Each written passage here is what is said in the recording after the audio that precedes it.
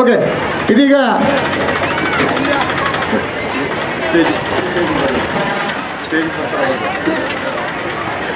Laptop ವಿತರಣೆ ಕಾರ್ಯಕ್ರಮ ಇದೆ. ಆ ವಿದ್ಯಾರ್ಥಿಗಳು ವೇದಿಕೆ ಹತ್ರ ಬರಬೇಕು ಬೇಗನೆ. ಇದೀಗ ವಾಯುವ್ಯ ಕರ್ನಾಟಕ ಸಾರಿಗೆ ಸಂಸ್ಥೆಗೆ ಹೊಸ 6 ಬಸ್ಗಳನ್ನು ಲೋಕಾರ್ಪಣೆ ಮಾಡಿರ್ತಕ್ಕಂತಹ ಸಂದರ್ಭ, ಹಾಗೇನೆ ಶಾಸಕರ ಅನುದಾನದಲ್ಲಿ ಚಿಕ್ಕೋಡಿಯ ಪೊಲೀಸ್ ಇಲಾಖೆಗೆ 2 ಹೊಸ ವಾಹನಗಳನ್ನು ಹಸ್ತಾಂತರಿಸ್ತಕ್ಕಂತಹ ಕಾರ್ಯ ನಡೆದಿದೆ. ಇದರ ಜೊತೆಗೆ ಚಿಕ್ಕೋಡಿ ನಗರದಲ್ಲಿ ಬರ್ತಕ್ಕಂತಹ 6 ಫಲಾನುಭವಿಗಳಿಗೆ ತಮ್ಮ ಜೀವನ ಮಟ್ಟ ಸುಧಾರಣೆ ಮಾಡಿಕೊಳ್ಳಲಿಕ್ಕೆ ಅವರಿಗೆ ಒಂದು ಉದ್ಯೋಗವನ್ನು ಕೊಡ್ತಕ್ಕಂಥ ಕೆಲಸವೂ ಕೂಡ, ಅದು ಯಾವ ರೂಪದಲ್ಲಿ ಅಂದರೆ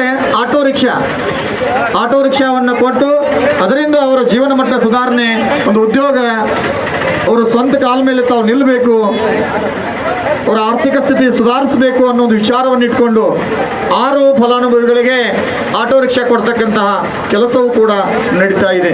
ಇದೆಲ್ಲವನ್ನ ನಾವು ನೋಡಿದ್ದಾದರೆ ನಿಜವಾಗ್ಲೂ ನಮ್ಮ ಶಾಸಕರು ನಮ್ಮ ಹೆಮ್ಮೆ ಅಂತ ಹೇಳಿದರೆ ತಪ್ಪಾಗ್ಲಿಕ್ಕಿಲ್ಲ.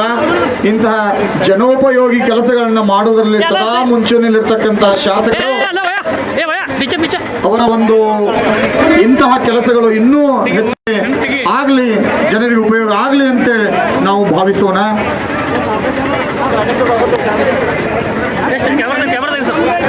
ಹೊಸ ವಾಹನಗಳನ್ನು, ಪೊಲೀಸ್ ಜೀಪ್ಗಳನ್ನು, ಆಟೋ ರಿಕ್ಷಾಗಳನ್ನು ಹಸ್ತಾಂತರಿಸಿ ಮಾನ್ಯ